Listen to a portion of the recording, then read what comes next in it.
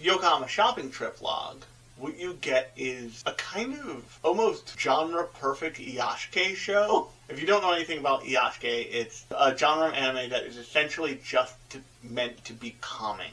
It's not meant to have these big stakes or have this big bombastic plot or character. It's just meant to be a show that's calming, and if you do get stakes in a story, the stakes aren't particularly high or dangerous. But in the Iyashikei show, there's Kobayashi Dragon Maid, like Tamiko Market, a show called Flying Witch, are shows that are meant to be healing. They're meant to be sitting with a warm cup of tea on a cold day. They're meant to be about the vibes. And in the way that Twilight Q last week was less about the story and more about the vibes that they were achieving with both episodes, this whole show is about that. It is there for that purpose.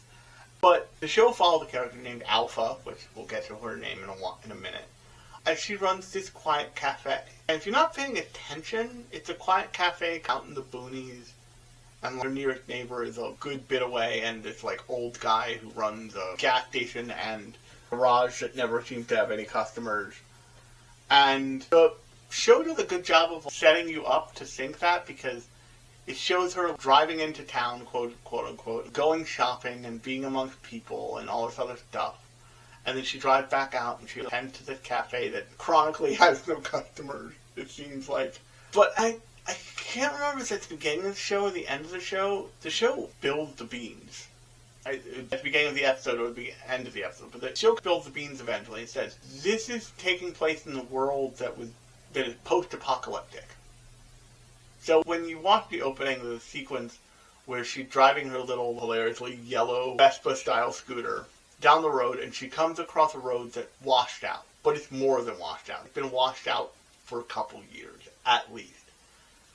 And they just show her sitting on her scooter, looking out over it, and then they cut away from it.